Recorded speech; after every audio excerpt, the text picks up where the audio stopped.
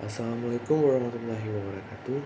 Saya Ikramullah, NIM 19010256 akan menjelaskan sejarah peradaban Islam pada masa dinasti Mamluk. Asal-usul dari Mamluk itu, Mamalik adalah jamak dari Mamluk yang berarti budak atau hamba. Dinasti Mamluk ini memang didirikan oleh para hamba. Mereka pada mulanya adalah orang-orang yang ditawan oleh penguasa dinasti Ayyubiyah sebagai hamba. Kemudian dididik dan dijadikan tentaranya. Mereka ditetapkan pada kelompok tersendiri yang terpisah dari masyarakat.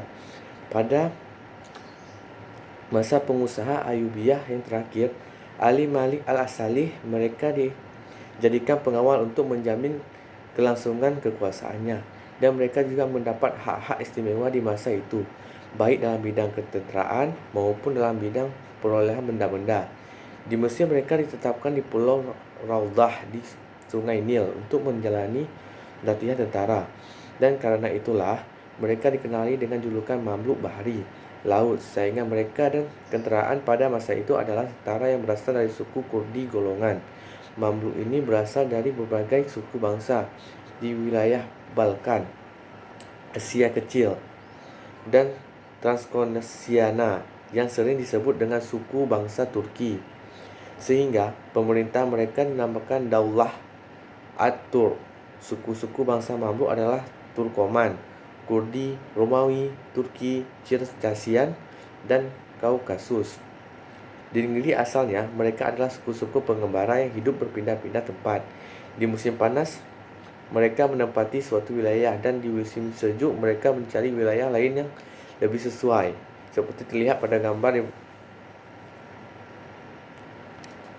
Dan selanjutnya ada wilayah kekuasaan dinasti Mamluk.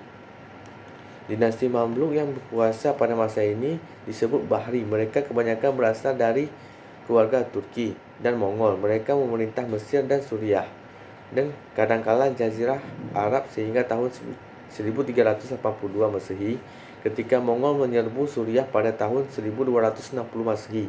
Pasukan Mamluk berhasil mengalahkan mereka di Ain Jalut dan mendesak pasukan Mongol mundur kembali ke Persia.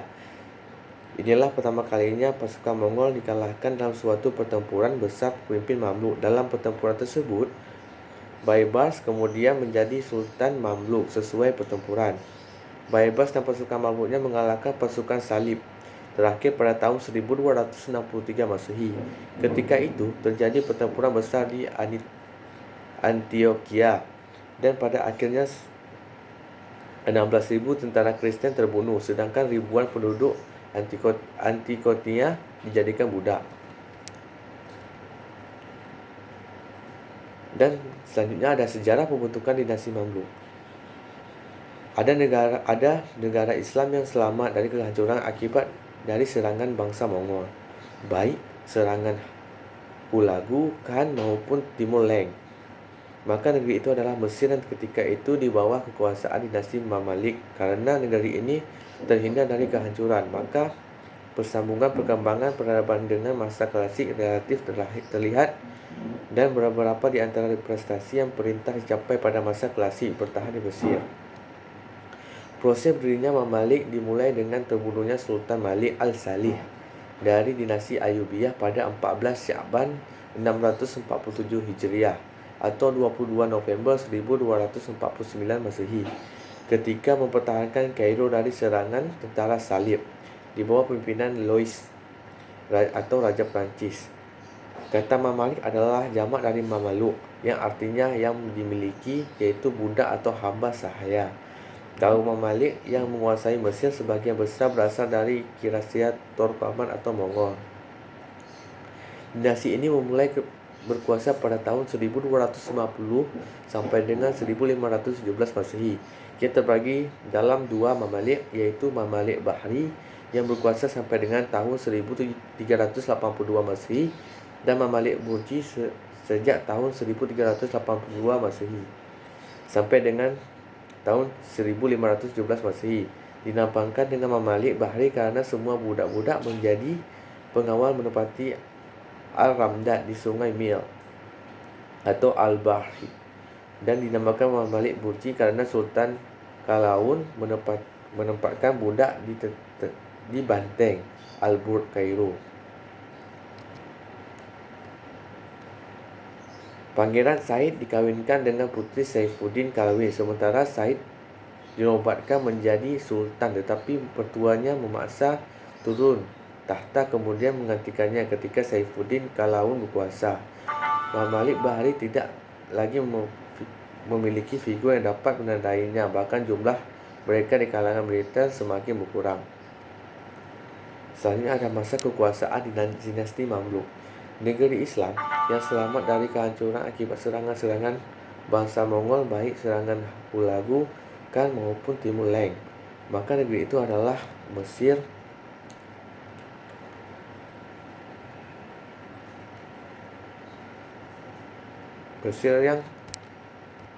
yang ketika itu berada di bawah kekuasaan dinasti Mamluk. Karena negeri ini terhindar dari kehancuran, maka persambungan perkembangan peradaban dengan masa klasik relatif terlihat berbagai di antara prestasi yang pernah dicapai pada masa klasik bertahan di Mesir. Walaupun demikian kemajuan yang tercapai oleh dinasti ini masih di bawah prestasi yang pernah dicapai oleh umat Islam pada masa klasik.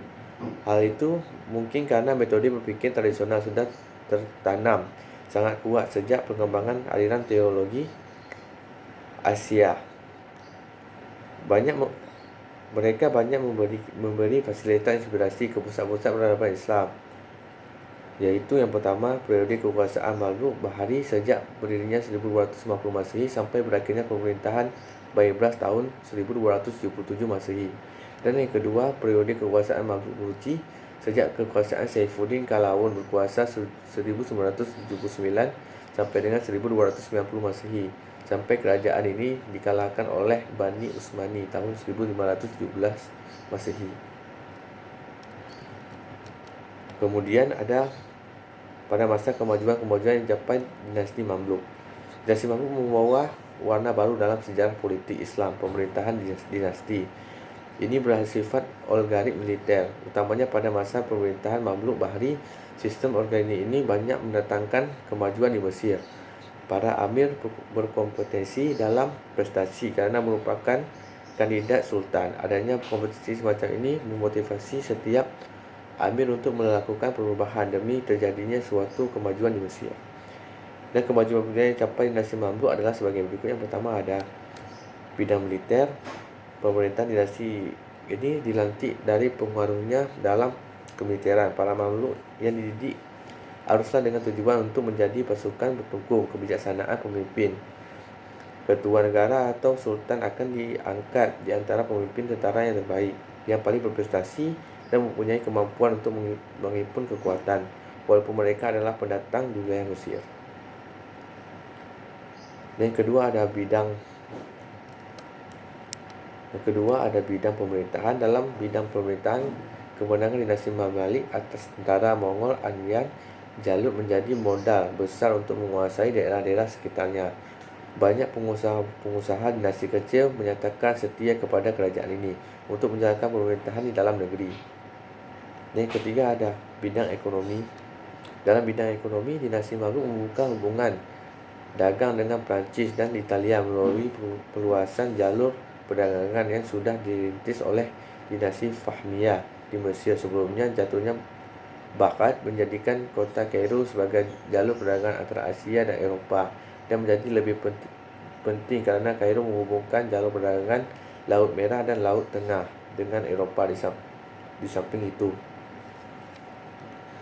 selanjutnya ada bidang ilmu pengetahuan. Di bidang ilmu pengetahuan, Mesir menjadi kelahiran ilmuwan asal Baghdad dari serangan tentara Mongol. Karena itu ilmu-ilmu banyak berkembang di Mesir, seperti sejarah kedokteran, astronomi, matematika, dan ilmu agama. Selanjutnya ada bidang seni budaya. Pergantian sultan yang dialami oleh dinasti Mamluk, khususnya pada masa dinasti Mamluk Bahri, memberikan corak tersendiri bagi perkembangan arsitektur setiap sultan. Kondisi persaingan di bidang arsitektur ini memberikan gambaran tersendiri bagi kewibawaan dan kemajuan bagi diri sultan.